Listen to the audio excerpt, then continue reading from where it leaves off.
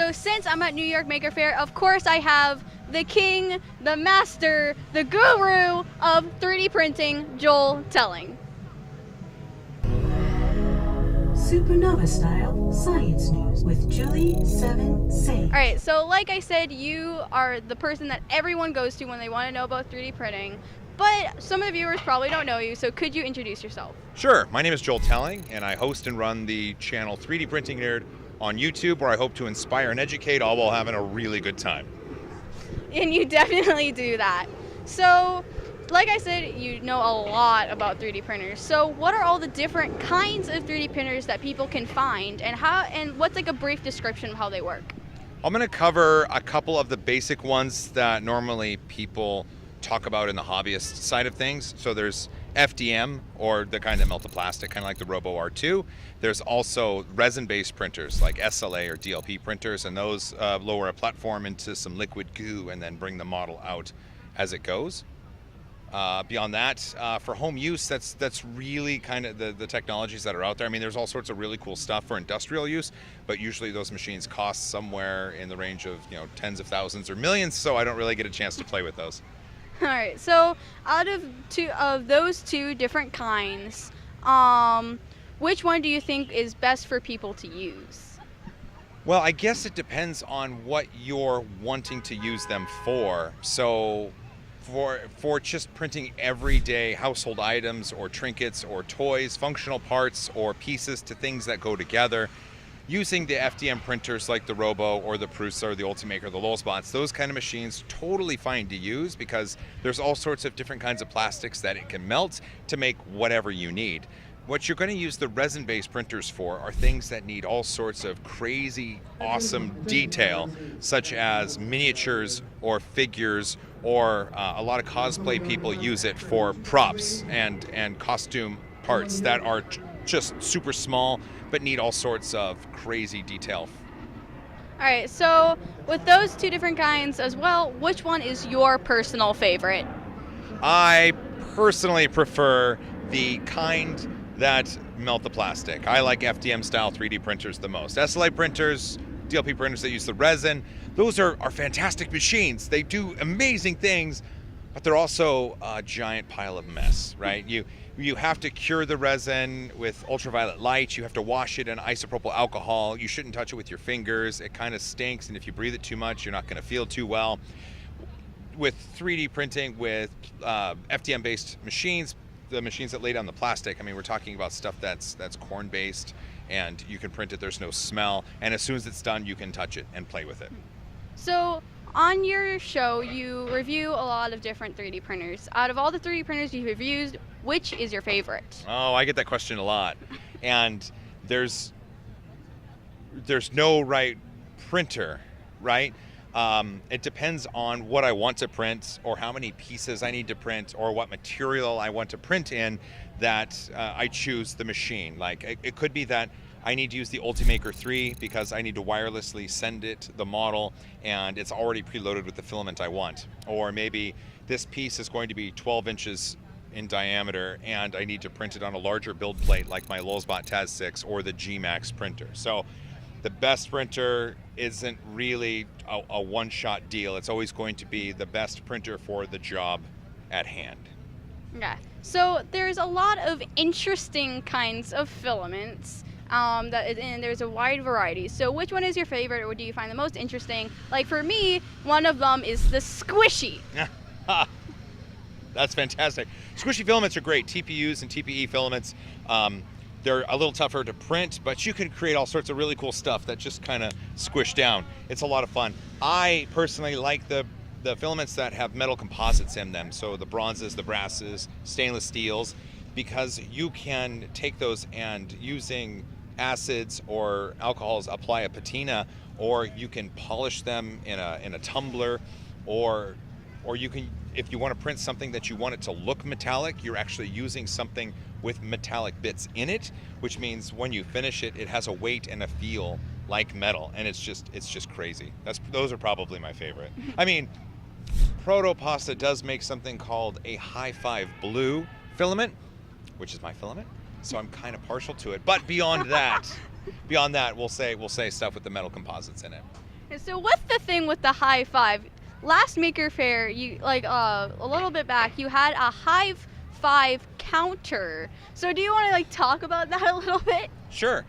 On my channel, when I'm done with a video, I say, as always, high five, and I offer everyone at home a high five because I honestly, I don't remember why it started. I just remembered one time I was doing a video. It's probably back catalog in one of my back videos, and I was like, I wanted to end the video, and I ended it with a high five, and I just kept doing it, and I got known for that. And so Caleb from Make decided to make me the high five counter just because. So I went to Maker Faire, and I was able to count the high fives, and I don't know exactly where it started. I mean, I'll have to go back in my video catalog and look, but it's just one of those things where people pass me and are like, hey, Joel, high five, you know?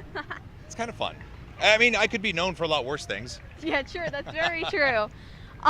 So you also have the Joel bot, which is very interesting. So how did the Joel bot come about? Ooh, that's a fantastic question.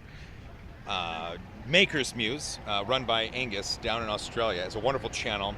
His girlfriend, Ash, draws incredibly well. And she drew the face of a Joel bot. In fact, it's that guy. It's that guy right there. It's right there. Someone named, there's a channel called A Pyro Design run by Travis. And Travis is a wonderful 3D modeler. So he took that and extrapolated a Joel bot from the image and made it a 3D model. And at one point during a visit to Matter Hackers, he surprised me with a Joel bot that he had printed, and everybody else had printed it. And I was like, whoa, that's cool. So everybody for 1 month printed a bunch of Joel bots. Yeah, it was great. It was so cool. Someone made an articulated Joel bot. There might be some cool Joel bot stuff coming from Punished Props. It's taken on a life of its own, and it's amazing to see. It's a really cool little model, you know. I mean, I think at some point I should probably cosplay as a Joel bot. I don't know. But that would mean I'd have to make the costume. Sounds like a lot of work. Well, you do have a bunch of 3D printers, and I mean, it is a 3D printing model. I mean.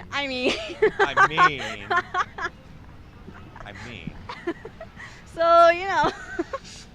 Okay, so again, with the thing with 3D printing, I'm curious, what got you into 3D printing? I'm a nerd, right? I mean, I'm a nerd. I am a nerdy guy, and it's a nerdy thing, right? Using a CNC machine or a laser cutter or a 3D printer, of course. It's one of those things. It's a technological marvel, and it can create things from the imagination. It's just cool. So I wanted it. And Christmas of 2014, my wife and kids got me my first 3D printer, and then from there, I was like, I want to make a handle for my GoPro, and that was like what I used it for, and that's where it all started. And then for some reason people liked my videos, and I got more printers, and then finally I'm at the point where I get to talk to you. Well, so 3D printers have changed greatly in the past few years, what I've seen. So how has 3D printers changed from the beginning to what they are now? I know a bit about the beginning, but I'm not as well versed as, say, someone who was there, like others at the beginning of the desktop revolution of 3D printing. But what I can tell you from my experience is that a lot of printer manufacturers have made the machines easier to use, easier to assemble, more reliable, more robust, and with the ability to do more things.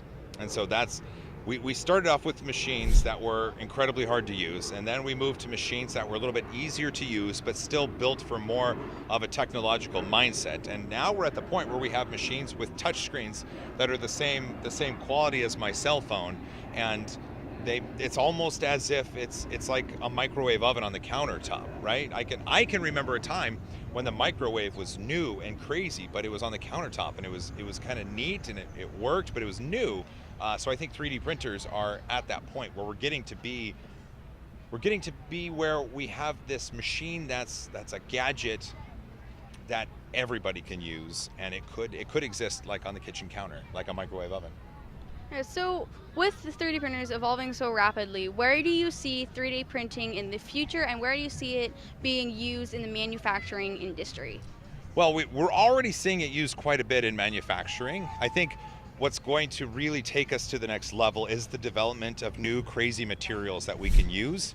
The style of 3D printing where you're laying down molten plastic, I think we're going to see even easier machines to use, and we're going to see crazy new developed materials that rival steel, that rival wood. Right? We'll be able to print something and have it made in a metal, and the plastic will perform better than the metal. I think we're getting to that further, or closer and closer to that point. I think in manufacturing, we're going to see, because of these new types of materials, people designing in a way for additive manufacturing and designing parts specifically to make use of the properties of these new materials, which could then change the manufacturing process and the future of it. All right, so thank you so much for talking with me today. It's been really great to learn all about 3D printers. So for all the viewers, go check out his channel and you'll learn a lot about 3D printing, and he's also just a lot of fun. Thanks for having me. Appreciate it. I'm taller than you. Sorry. You have to hold the microphone up here. Shove it up my nose a little bit.